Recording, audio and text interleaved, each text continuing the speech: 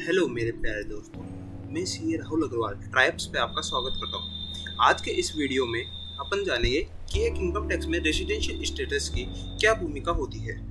Income tax की calculation करते समय यह बहुत ज़रूरी होता है कि वह एसएससी रेसिडेंट है, नॉन रेसिडेंट है, क्या है, जिसके आधार पर उसकी इनकम टैक्सेबल होती है। बजट 2020 में हमारी फाइनेंस मिनिस्टर श्रीमती निर्मला सीतारमण ने रेसिडेंशियल स्टेटस में एक बड़ा बदलाव किया है, जो मेजरली उन लोगों के ऊपर इफेक्ट डालता है जो टैक्स हेवन कंट्री में रहते हैं या जो पर्टिकुलर एक कंट्री में नहीं रहते हैं, यानी कि वह एक देश से दूसरे देश में जाते आते रहते हैं। जैसे मॉरिशस में 10 दिन रुक गए, इंडिया में 15 दिन रुक गए। उनके लिए इस बजट 2020 में कुछ अलग से लाया गया है। चलो अब जानते हैं कि एक पर्सन का रेसिडेंशियल स्टेटस कैसे डिसाइड होता है।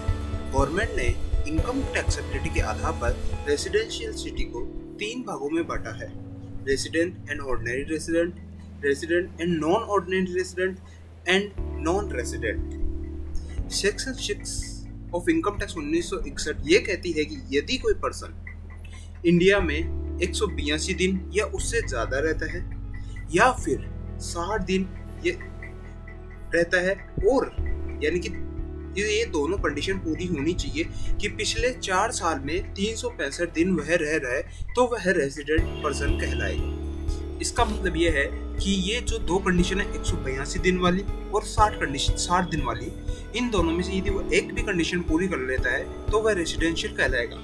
लेकिन जो दूसरी कंडीशन है जिसमें 60 दिन रहने के लिए कहा है, उसमें 3 लोगों पे यह लागू नहीं होगी। वह है यदि वह इंडियन क्रूज शिप का मेंबर है, या वह इंडियन सिटीजन या इंडियन ओरिजिन पर्सन है और वह इंडिया विजिट के रूप में आया है, यानी केवल घूमने के रूप में आया है, या वह इंडिया के बाहर एम्प्लॉयमेंट के लिए गया है। तो अब बात करते हैं कि बजट 2020 में क्या चेंज हुआ है। बजट 2020 में इंडियन सिटीजन और इंडियन ओरिजिन पर्सन के लिए चेंज किया है। पहला अमेंडमेंट यह है कि कोई इंडियन सिटीजन या इंडियन ओरिजिन पर्सन जिसकी इंडियन इनकम 15 लाख रुपए से ज्यादा है और वह इंडिया में 120 दिन या उससे ज्यादा रह रहा है, तो वह रेसिडेंट कहलाएगा। दूसरा अमेंडमेंट यह है कि इंडियन सिटीजन जिसकी इनकम और किसी देश में टैक्सेबल नहीं है, यानी कि वह केवल इनकम इंडिया से ही अर्न कर रहा है, और यदि इनकम दूसरे देश से अर्न कर रहा है लेकिन उसके ऊपर टैक्स नहीं दे रहा है, तो वह इंडिया का रेसिडेंट कहलाएगा। सो अपन एक समराइज रूप में देंगे तो यदि एक पर्सन 182 दिन या उससे ज्यादा रहता है तो वह रेसिडेंट कहलाएगा, और यदि वह इंडियन सिटीजन है तो वह चाहे 120 दिन रहे, यदि उसकी इनकम 15 लाख रुपए से ऊपर है, इंडियन इनकम 15 लाख रुपए से ऊपर है, तो वह रेसिडेंट माना जाएगा।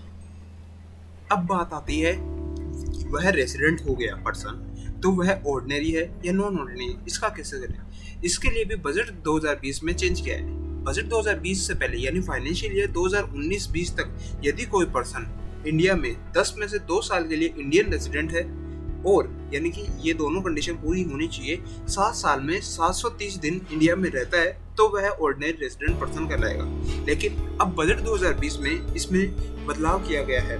यदि कोई पर्सन 10 साल में 4 साल रहता है, यानी इंडियन रेसिडेंट रहता है, तो वह ऑर्डिनरी रेसिडेंट कहलाएगा, अदरवाइज वह नॉन ऑर्डिनरी रेसिडेंट कहलाएगा। चलो हमने यह तो जान लिया कि रेसिडेंशियलशिप कैसे तय होती है। अब अपन ये जानते हैं कि यह अपने को चुनाव करना क्यों जरूरी है कि वह पर्सन रेसिडेंट है या नॉन ऑर्डिनरी रेसिडेंट है या फिर नॉन रेसिडेंट है। गवर्नमेंट ने इसके लिए यह तय किया है कि यदि कोई पर्सन रेसिडेंट है तो उसकी इनकम इंडिया से ड्राइव हो रही है, तो वह इनकम टैक्सेबल होगी। चाहे वह बिजनेस जो इंडिया से कंट्रोल कर रहा है, चाहे इनकम बाहर से अर्न हो रही हो, तो भी वह इनकम टैक्सेबल होगी। और यदि कोई इनकम बाहर से अर्न हो रही है और बाहर से कंट्रोल हो रही है, तो भी वह टैक्सेबल होगी।